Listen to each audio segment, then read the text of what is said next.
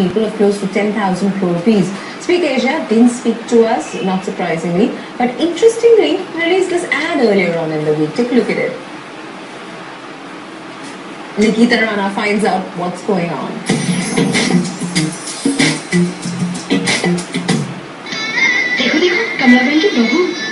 These Speak Asia ads were splashed all through the Indian Premier League in April.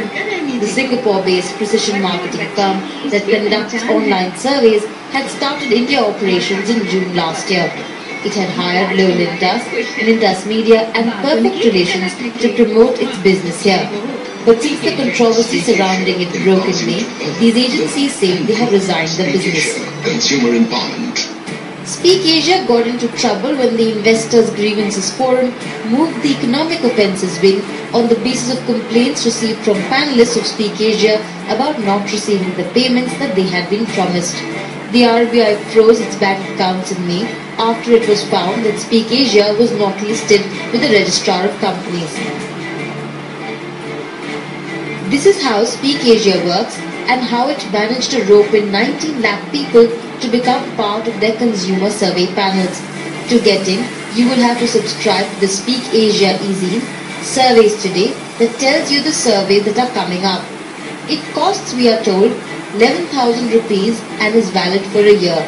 You would then need to participate in 8 surveys every month, for each of which you would be paid rupees 500. In addition, you could refer a maximum of 10 people and your incentive would be to earn a percentage from what each of your referrals were making. An elaborate system of reward points existed that could be redeemed against the chance to buy participation in more panels, buy products that were being sold on Speak Asia, or transferred to bank accounts as cash. Pretty simple, clever, and now it seems almost too good to be true. A few months ago, Speak Asia had said that companies like Airtel, Bata and ICICI were its clients. It later retracted that and said international panel exchanges were its end clients. We tried to get in touch with the company and people who hadn't been paid, while the company didn't respond, and investors or panelists who hadn't been paid didn't want to go public with their story. Those people that we did manage to speak to said their problems with Speak Asia began only after the bank accounts were frozen. They are perfect with accounting. एक पैसे का कहीं आगे पीछे घोटाला हमने अब तक देखा नहीं। कंपनी का पेमेंट 25-27 मई से रुका हुआ है, तो अभी जब company is about to release the payment, उस समय ये कंप्लेंट क्यों आई है? और मुझे एक क्वेश्चन बहुत समझ में नहीं आ रहा कि कंपनी रेडी है पेमेंट देने के लिए, कंपनी ने अप्लाई किया है आरबीआई को, सभी को, और पैनलिस्ट को भी कंप्लेंट नहीं है, सब जगह रैली निकल रही है स्पीक एशिया के सपोर्ट में, तो ये बीच में कौन है जो हमको काम करने नहीं दे रहा? The banking operations have not been normal, so that is the reason the payments have not come. That is the reason they'll get the money. There's nothing like it. Each and every person is getting money. People are running their houses on Speak Asia. In the meanwhile, the market research industry has reacted to the Speak Asia news with strong criticism of the online research agency's practices. They say Speak Asia's business model seemed to be based on new subscribers or panelists joining on a regular basis and old ones getting paid. But if that slowed down, it would mean that the earlier guys would eventually stop getting their payments.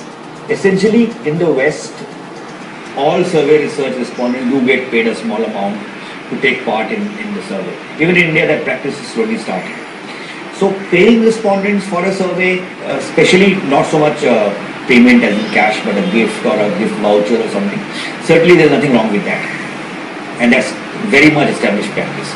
But taking money from respondents to be part of the panel, I don't think anybody, I've not heard of anybody doing that before this case came up here.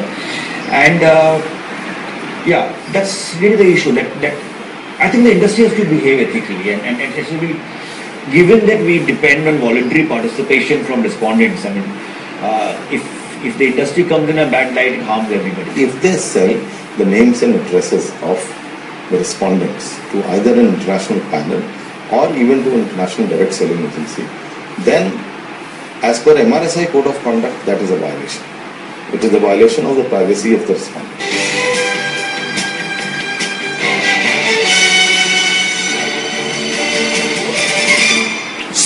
SpeakAsiaOnline.com में ऐसी जमाई है अपनी धाक कि चंद महीनों में ही panelist बने हैं लाखों lakh. For now, Speak Asia is not speaking except for a bold ad that came out on Wednesday. And through this 11-minute long film on the website that's appealing to their members to fight on its behalf. करने हर बलिदान हमें अब रहना है तैयार, दुश्मन जो भी आए हमें रहना है होशियार। And just in case you are not the sort to be swayed by this primal emotive appeal, then maybe this long list of FAQs attempt to answer the hard questions that are being raised. From pending RBI and SEBI clearances, to why the company doesn't have a physical office in India,